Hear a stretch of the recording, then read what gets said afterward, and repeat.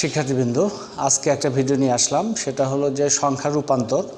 আমি চেষ্টা করছি যে এক ভিডিওর মধ্যে 12টা রূপান্তর আছে। এই রূপান্তরের জন্য 12টা ভিডিও না বানিয়ে একটা ভিডিও বানাই, যাতে শিক্ষার্থীদের উপকার হয়। বোর্ডে লক্ষ্য করো, আমি ডেসিমাল থেকে বাইনারি প্রথমটা সহজ একটা ডেসিমাল সংখ্যা নিয়েছি 5।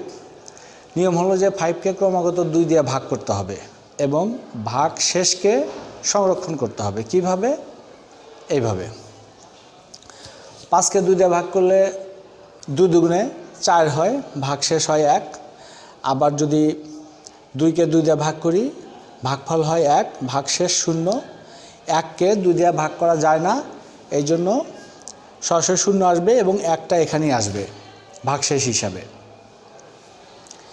তো এখানে দেখিয়েছি যে 5 বেস 10, 5-এর বেস 10 মানে 5, এটা দশমিক সংখ্যা বা ডেসিমাল সংখ্যা। সেখান থেকে বাইনারি সংখ্যায় রূপান্তর করলাম 101।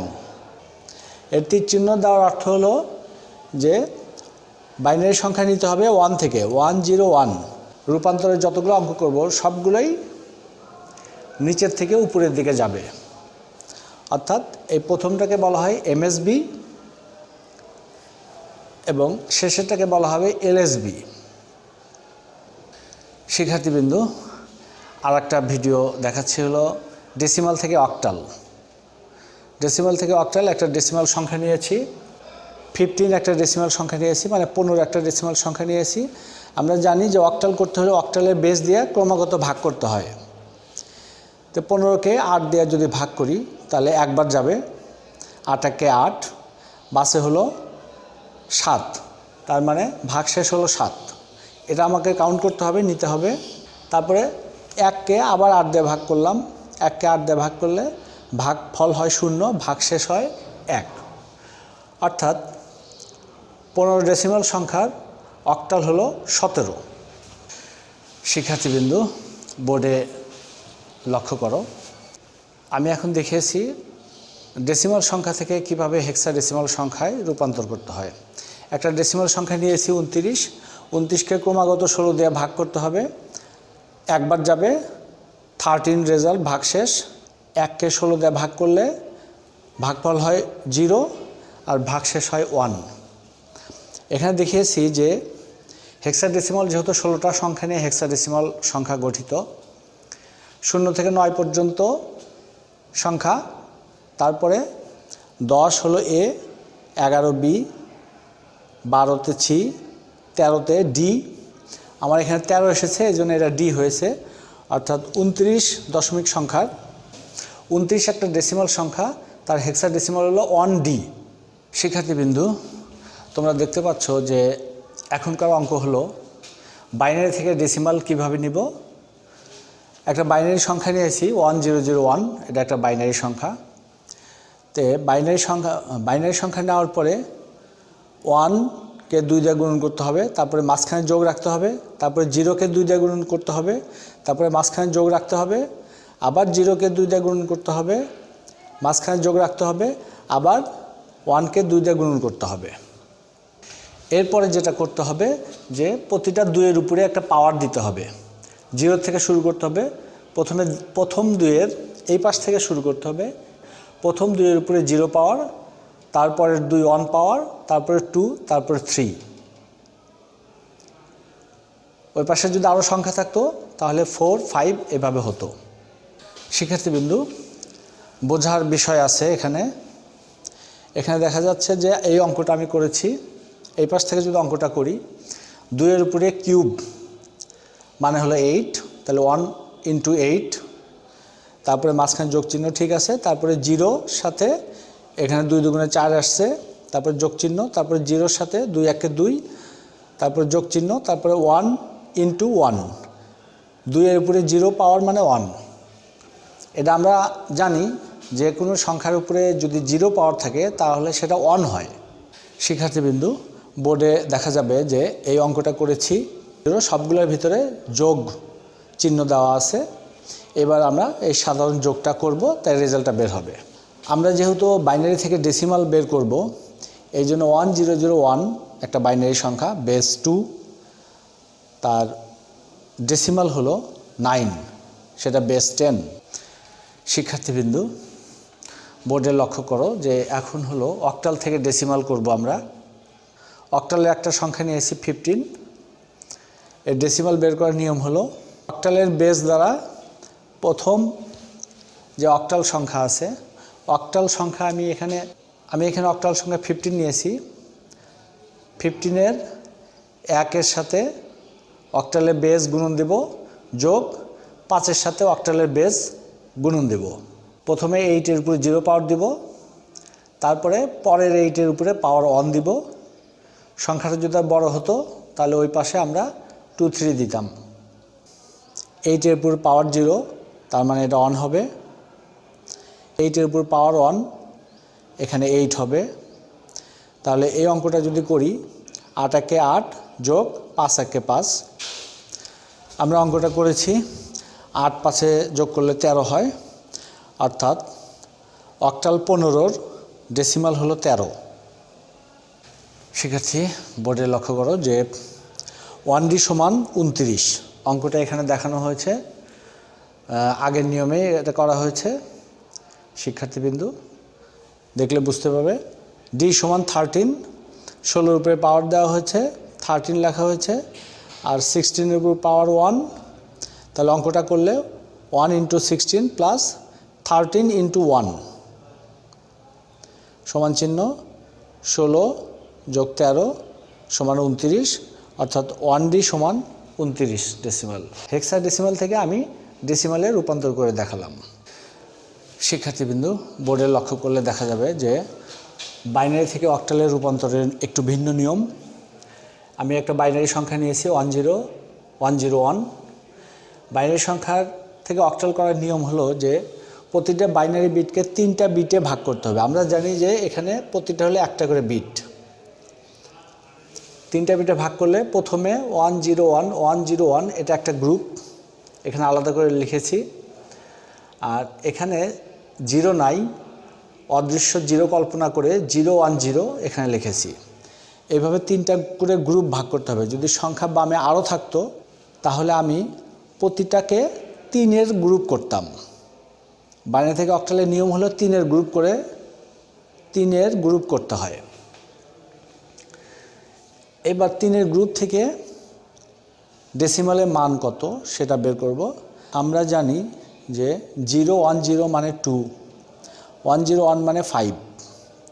তো এখানে 2 এখানে 5 একসাথে মিলায় লিখলে পরে হয় 25। অর্থাৎ 10101 বাইনারি সংখ্যার 25 হলো অক্টাল সংখ্যা। শিক্ষার্থীবৃন্দু, বোর্ডে লক্ষ্য করে দেখা যাবে যে আমি বাইনারি থেকে হেক্সাডেসিমাল বের করার নিয়মটা দেখিয়েছি। নিয়ম সব একই, সহজ। বাইনারি একটা সংখ্যা নিয়েছি 101010111। এটা একটা বাইনারি সংখ্যা। বাইনারি সংখ্যাকে হেক্সাডেসিমাল করতে হলে 4 বিটে গ্রুপ করতে হয়। 1 2 3 4 এই 4টা বিটে একটা গ্রুপ করতে হয়, তারপরে আবার 4 বিটে একটা গ্রুপ করতে হয়। যদি 4 বিট সংখ্যা মিলাতে যদি 0 বসাতে হয় তাহলে অবশ্যই একটা বামে 0 দিতে হবে। তারপরে দেখা যাচ্ছে 0101 = 5, 0111 = 7। এটা দুটা মিলা দিলে 57 হয়। অর্থাৎ বাইনারি এই সংখ্যা থেকে হেক্সাডেসিমাল 57। নতুন আরেকটা ভিডিও, অক্টাল থেকে বাইনারি রূপান্তর করার নিয়ম। অক্টাল একটা সংখ্যা নিয়েছি 15। নিচে আমি দেখিয়েছি যে 1 আলাদা 5 আলাদা। কারণ হলো যে প্রতিটা অঙ্ককে 3টা গ্রুপে বিভক্ত করতে হয়। শুরুতে 1কে বিভক্ত করেছি 001, 3টা বিট নিয়েছি। 5কে বিভক্ত করেছি 101, অর্থাৎ 5-এর বাইনারি 101। তারপরে মিলায় লিখেছি 001101। অর্থাৎ অক্টাল 15 সংখ্যার বাইনারি হলো 1101। শিক্ষার্থীবৃন্দু, বোর্ডে লক্ষ্য করলে দেখা যাবে যে হেক্সাডেসিমাল থেকে বাইনারি নেওয়ার নিয়ম। প্রতিটা হেক্সাডেসিমাল সংখ্যাকে 4 বিটে ভাগ করতে হয়। আমরা জানি a = 10, 10.10, b = 11। যাই হোক, a = 10, 10-এর বাইনারি হলো 1010, এবং 1-এর বাইনারি হলো 0001। এবার এই সংখ্যাগুলো মিলায় দিলে হয় হলো 10100001, অর্থাৎ হেক্সাডেসিমাল A1 সমান 10100001 বাইনারি। এইভাবে আমরা হেক্সাডেসিমাল থেকে বাইনারি রূপান্তর করতে পারবো। শিক্ষার্থী, আমি দেখাচ্ছি যে অক্টাল থেকে হেক্সাডেসিমাল কিভাবে করে। অক্টাল থেকে হেক্সাডেসিমাল করার নিয়ম হলো অক্টালের প্রতিটা বিটকে প্রথমে 3 বিটে বাইনারি করতে হবে, তারপরে আবার 4 বিটের বাইনারি করতে হবে, তারপরে সেটাকে ডেসিমালে রূপান্তর করে তারপরে একসাথে লাগাই দিলেই সেটা হেক্সাডেসিমাল হয়ে যাবে। যেমন অক্টাল সংখ্যা নিয়েছি 70, 7 এখানে লিখলাম, 0 এখানে লিখলাম। 7-এর বাইনারি হলো 111 এবং 0-র বাইনারি হলো, যেহেতু প্রথমে 3 বিট নিতে হয় এই জন্য 3টা 0 নিয়েছি। এরপরে কি করতে হবে, যেহেতু হেক্সাডেসিমাল করবো এই জন্য 4 বিটের গ্রুপ করতে হয়। 4 বিটের গ্রুপ কি, এই 0, এই 0, এই 0 আর এই 1, এই 4টা বিট মিলে একটা গ্রুপ। আবার 11 বাম পাশের 2টা 0 দিয়ে একটা গ্রুপ করব। তাহলে 4 বিটের এখানে একটা গ্রুপ, এখানে একটা গ্রুপ। এইবার এই অঙ্কের ডেসিমাল মান কত? আমরা জানি যে বামের 0-র দাম নাই, 11 ডেসিমাল হলো 3 এবং 1000 এর ডেসিমাল মান হলো 8। অঙ্ক শেষ। এর মানে হলো 70 অক্টালের হেক্সাডেসিমাল মান হলো 38। শিক্ষার্থীবৃন্দ, একে একে 12টা রূপান্তরের 11টা আমার দেখানো শেষ। এই রূপান্তরগুলো সবগুলোই আমার চ্যানেল মনি আইসিটিতে পাবলিশ করা হবে বা আপলোড দেওয়া হবে। মনি আইসিটি আমার ইউটিউব চ্যানেল এবং মনি আইসিটি ফেসবুক পেজে এই ভিডিওগুলো আপলোড দেওয়ার চেষ্টা করব। তবে ইউটিউব চ্যানেলে সবচেয়ে বেশি ভিডিও থাকে। আমার ইউটিউব চ্যানেলের নাম মনি আইসিটি। মনি আইসিটি চ্যানেলের সাথে থাকার জন্য সবাইকে ধন্যবাদ। সর্বশেষ অঙ্ক হেক্সাডেসিমাল থেকে অক্টালে রূপান্তর। একটা হেক্সাডেসিমাল সংখ্যা নিয়েছি 3D। এখানে 3 এবং D দুটা পৃথক জায়গায় রেখেছি। 3-র বাইনারি মান হলো 11 এবং D মানে 13। 13-র বাইনারি মান হলো 1101। বোর্ডে লক্ষ্য করো যে হেক্সাডেসিমাল থেকে অক্টালে নেওয়ার জন্য প্রথমে 4 বিটের গ্রুপ করতে হয়।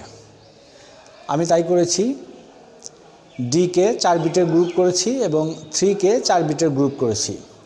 ডির বাইনারি হলো 1101, এটা 4 বিটেই আছে। আর 3-র বাইনারি হলো 11, সামনে 2টা শূন্য দিয়ে এটাকে 4 বিট করেছি।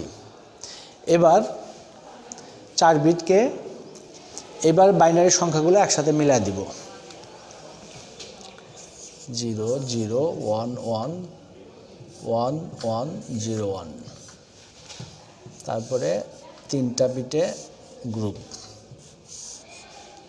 কীভাবে, আমি 3D নিয়েছি, 3 মান 11, সামনে 2টা 0 দিয়ে 4 বিটের একটা গ্রুপ করেছি।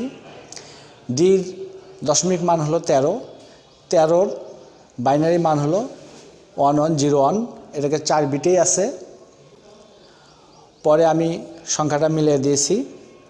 তারপরে আবার 3টা বিটে ভাগ করেছি, কারণ হেক্সাডেসিমাল থেকে অক্টালে করতে প্রথমে 4 বিট, পরে 3 বিটে করতে হয়। 3 বিট হলো 101 সমান 5, 111 সমান 7। এগুলো ডেসিমাল মান, এগুলো দশমিক মান। তারপরে একসাথে মিলায় দিলে হয় 75। অর্থাৎ 3D হেক্সাডেসিমাল সমান 75 অক্টাল।